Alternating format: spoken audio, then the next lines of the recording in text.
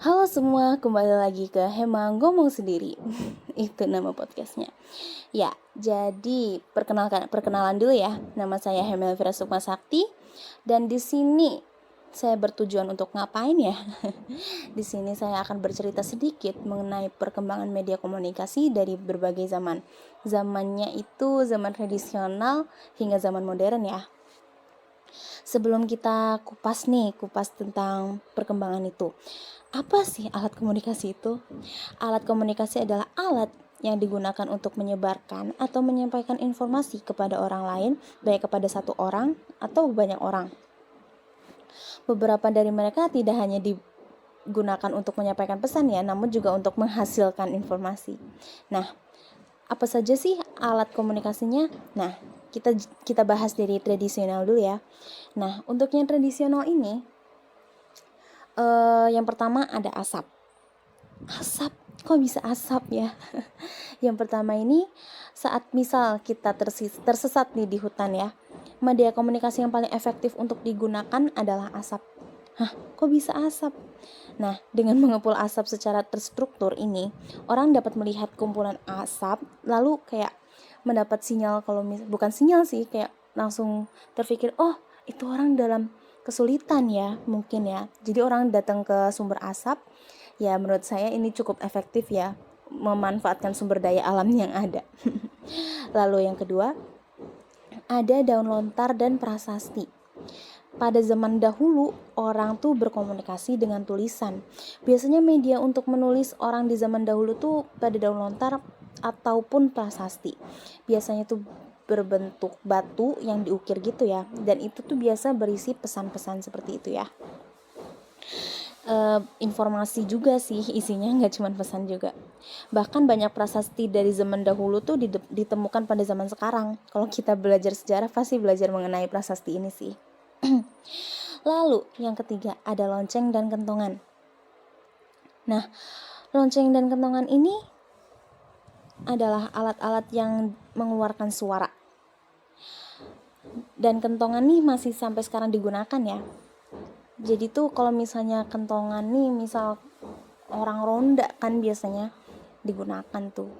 Cuman kalau pada zaman dahulu tuh lonceng dan kentongan ini termasuknya efektif sih. Kalau misalnya tadi kan berupa apa yang dilihat gitu ya. Kalau misalnya ini apa yang kita dengar gitu. Lalu yang keempat ada merpati pos. Merpati pos juga sempat menjadi alat komunikasi pada zaman dahulu. Mungkin kalau misalnya dari film-film pasti ngelihat ada merpati pos gitu kan. Itu beneran ada kalau pada zaman dahulu ya. Lalu yang kelima ada telepon kaleng. Cuman telepon kaleng ini lumayan efektif. Cuman hanya bisa digunakan untuk jarak 5-10 meter sih. Namun sudah cukup untuk dari komunikasi dari tingkat 1 menjadi tingkat kedua pada sebuah bangunan. Syarat yang harus terpenuhi dalam komunikasi menggunakan telepon kaleng ini adalah ada benang ya, benang yang tegak dan lurus. Kalau misalnya enggak, mungkin suaranya enggak akan nyampe. Jadi kurang tapi lumayan juga. Gimana tuh? Lalu yang keenam ada surat. Nah, surat nih tentunya menjadi salah satu alat komunikasi yang paling tepat ya dalam menyampaikan kabar maupun informasi. Sejauh ini tuh surat masih bisa digunakan sih untuk menyampaikan informasi, cuman penggunanya makin sedikit karena perkembangan teknologi saat ini kan, kayak ada telepon genggam, tapi kita bahas itu nanti. Lalu ada telegraf. Wah, telegraf nih jadul banget ya. Telegraf ini merupakan alat komunikasi yang menggunakan peralatan listrik untuk mengirimkan dan menerima sinyal sesuai kode dalam bentuk pulsa listrik. Kabel-kabel tembaga itu yang di dalamnya tuh berfungsi untuk mengirim sinyal jarak jauh. Saya belum lahir waktu zaman telegraf ini sih, cuman saya dengar sedikit. Ya, mengerti sedikit lah mengenai telegraf ini. Lalu ada surat kabar. Surat kabar atau bisa kita sebut koran ya kalau zaman dahulu. Ya sekarang juga maksudnya pada zaman sekarang kita sebut koran. Nah, koran ini merupakan komunikasi yang digunakan untuk menyampaikan informasi secara massal melalui tulisan dan gambar. Berbagai topik bisa disampaikan dari koran terkait dengan berbagai keadaan terkini yang terjadi di sebuah negara. Dulu tuh benar-benar koran digunakan sebagai sumber informasi utama ya, sebelum adanya radio gitu-gitu. Apalagi televisi sekarang benar-benar menggantikan koran sih menurut saya. Lalu kita sudah nih membahas tentang alat komunikasi tradisional ya. Kita lanjut ke alat komunikasi modern. Nah, yang pertama apa sih? Yang pertama adalah telepon kabel. Kalau kalian tahu telepon kabel tuh biasanya di rumahan ya. Kalau misalnya saya sih masih punya, nggak tahu orang lain masih punya atau enggak. Cuman kalau misalnya telepon kabel ini yang membedakan dengan telepon genggam adalah ini tidak bisa dibawa kemana-mana. Nah, telepon kabel merupakan cara berkomunikasi pada zamannya yang sangat membantu dan lebih nyaman daripada menggunakan surat ya. Ya, cuman sekarang udah digantikan dengan telepon genggam. Oke, kita lanjut ke telepon genggam aja ya kalau gitu. Telepon genggam merupakan tingkatan yang lebih tinggi daripada telepon kabel. Ini saya merekam podcast ini dengan telepon genggam juga. Telepon genggam ini sudah jadi barang wajib ya yang dimiliki oleh setiap individu. Berkomunikasi dengan smartphone sudah bisa dilakukan bahkan dengan fitur video call yang memungkinkan kamu tidak hanya mendengarkan suara orang dari jauh, namun juga melihat wujudnya. Wah, canggih banget ya telepon genggam ini. Waduh, ada bunyi Shopee. Maaf ya teman-teman. Kita lanjut ke radio.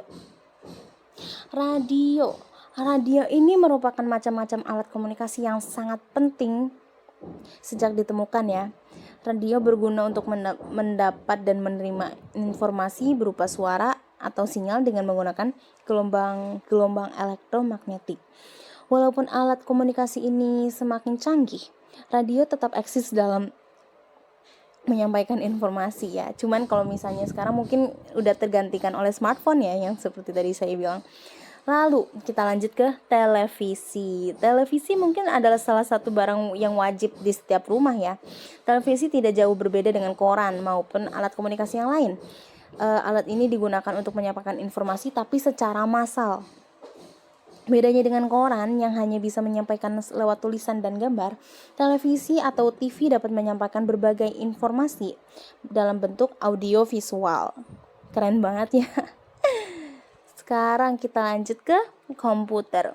Komputer mungkin merupakan macam-macam alat komunikasi modern yang sekarang udah menjadi kebutuhan pokok seperti smartphone.